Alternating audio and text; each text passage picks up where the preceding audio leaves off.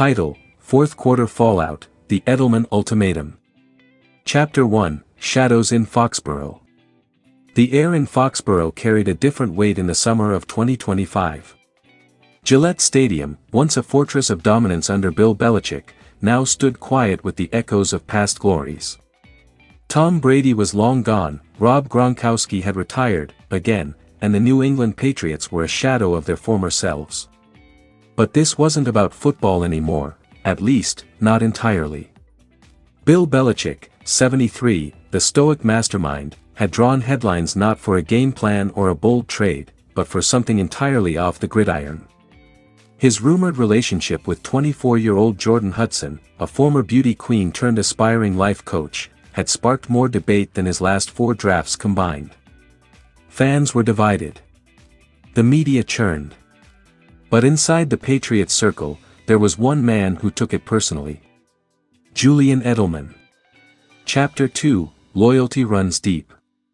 Julian had always seen Belichick as a father figure, a gruff, sometimes cold man who never wasted words but knew how to win. Belichick turned him, a quarterback turned wide receiver from Kent State, into a Super Bowl MVP and one of the most clutch playoff performers in franchise history. But something about the news of Belichick's involvement with Jordan didn't sit right. Julian had been watching from the sidelines, literally, as a broadcaster now, but he still kept his pulse on the locker room. Whispers of confusion and quiet embarrassment floated from current players. The team, already lacking direction post-Brady, was fracturing under the strange PR weight of the scandal. Julian finally decided, enough was enough. Chapter 3, The Meeting. Belichick was in his office, staring blankly at film, not of opponents, but of himself. He watched old NFL films clips where the press lauded his genius. Where he grunted about doing your job and walked off with Super Bowl confetti in his hoodie. Those were different times. A knock on the door. "Come in," he muttered. Julian Edelman entered, not in his usual playful demeanor, but with the same energy he brought on a 3-RD and 12 slant route in the AFC Championship. "We need to talk," Julian said. Bill looked up, unimpressed. "You here to pitch a show idea or talk shop?" Julian stepped closer. "Neither. I'm here as a patriot." Chapter 4, The Message. Julian didn't waste time. "What the hell are you doing, coach?" Bill leaned back. "You'll have to be more specific." Jordon Hudson. The Instagram photos. The yacht. The fact that our fanbase, hell, the whole damn league, is laughing at us. Belichick's face twitched, barely. "You don't know the full story." Julian's eyes burned. "I know the story. Everyone knows it. You're supposed to be the most disciplined man in football. The guy who outprepared everyone. And now you're out here playing sugar daddy in retirement rumors with a girl younger than your daughters. That's not the Patriot way." Belichick remained silent. Julian didn't stop. "We built something here. You, me, Brady, all of us. That dynasty mattered. Guys gave their bodies, their careers, some, their mental health, for the badge. And now you're flushing it down the drain for headlines and likes." Bill exhaled. "I didn't ask for headlines." "No, you just gave the world an opening," Julian snapped. "And now every rookie walking into that locker room doesn't know if this is a football team or a circus." Chapter 5, A Brutal Truth. Julian walked over to Belichick's shelf, the one with all the championship footballs and framed photos. He picked up a picture of the 2014 Super Bowl team. "Remember this? Malcolm's pick. Brady crying. You hugging me like I just survived a war." He paused. "You taught us that personal sacrifice was part of the game. That distractions weren't tolerated. That our image was part of our legacy. So tell me, coach, what happened to that guy?" Belichick finally responded. "People change, Jules." Julian dropped the photo on the desk, hard enough to shake the frame. Not this much. Chapter 6, Ultimatum. Julian turned toward the door, but then stopped. I'm saying this because I love this team. And because I owe you more than I can explain. But you either walk away from this girl, or you walk away from everything you built here. Legacy matters. Belichick stared blankly at the old film again. The screen showed a slow-motion shot of him hoisting the Lombardi trophy. He looked thinner back then. Sharper. Julian continued. The players won't say it. Kraft won't say it. But I will. This isn't about age gaps or romance. It's about respect. You're Bill F*************************************** ing Belichick. Start acting like it. He left without another word. Chapter 7, Aftermath. That night, Belichick sat alone in the facility. Jordon had sent a message, something playful, probably flirtatious, but he didn't open it. Instead, he pulled out a notebook. The one he used to keep handwritten scouting notes on players. He flipped to a blank page and wrote one word. Legacy. The next morning, Belichick didn't show up for meetings.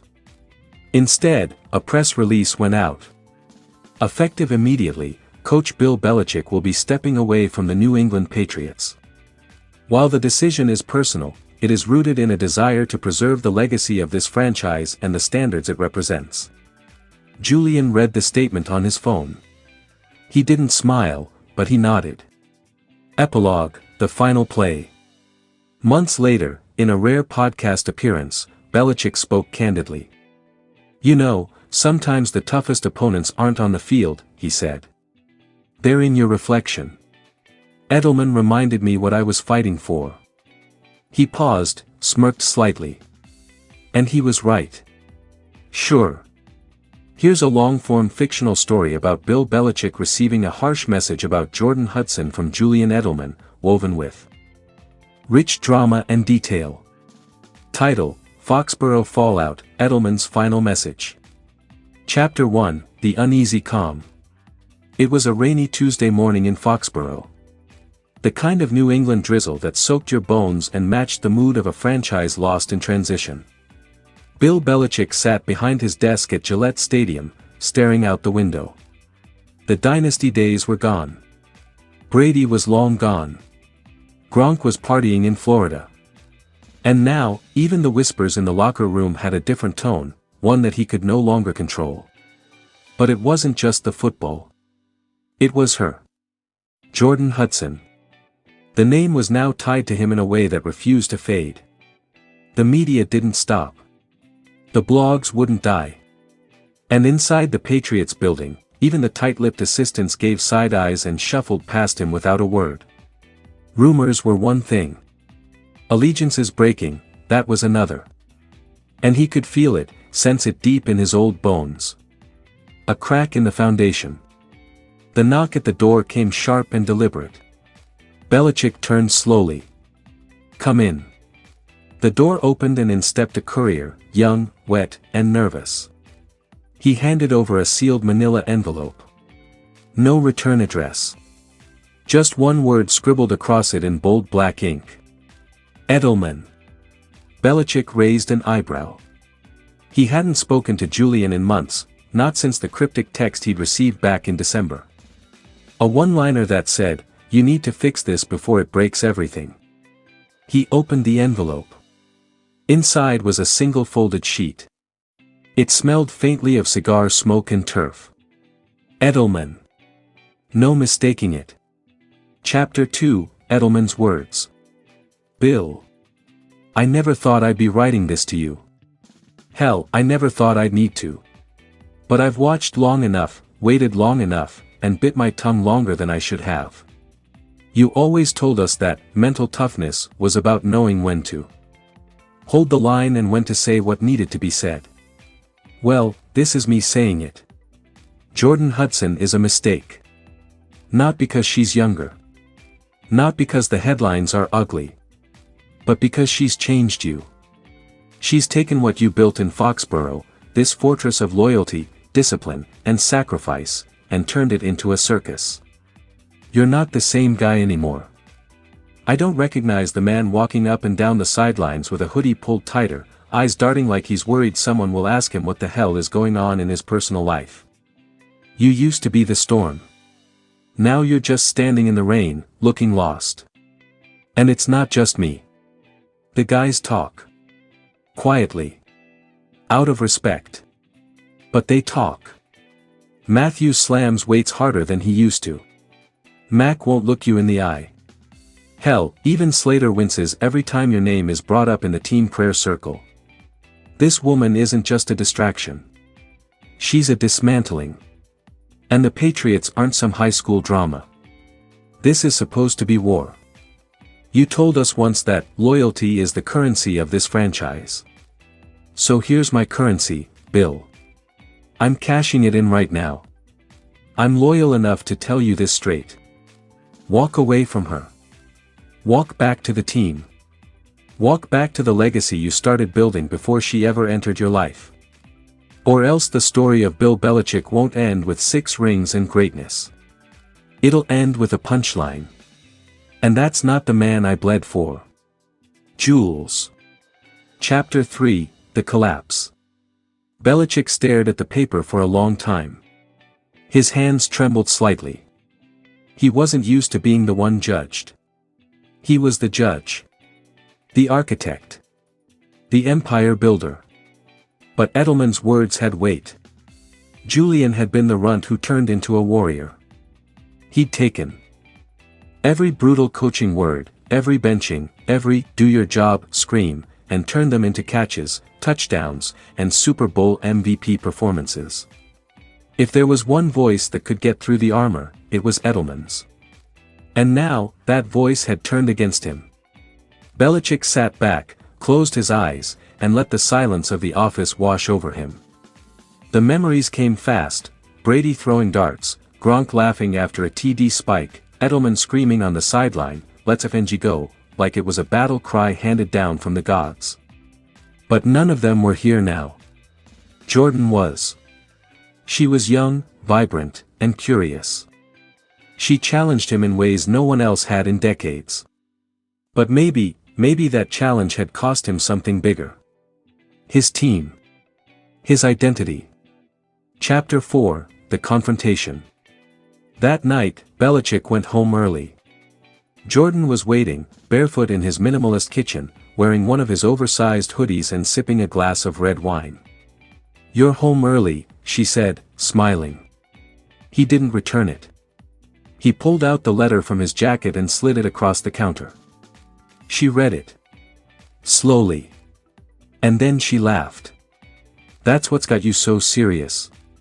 A jealous ex-player with a Napoleon complex?" "Don't do that," Belichick said, his voice flat. "Do what?" "Dismiss it. Dismiss him. You don't get to do that." Jordon's smile faded. "Bill, I'm not trying to change you. But you have." Silence. Then he said it, slowly, "I'm not sure I like who I am anymore." And for the first time, Jordon looked hurt. But Edelman's words lingered in the space between them like smoke from an old war zone. This woman isn't just a distraction. She's a dismantling. Chapter 5, Redemption or Ruin. The next morning, Belichick walked into the facility before sunrise.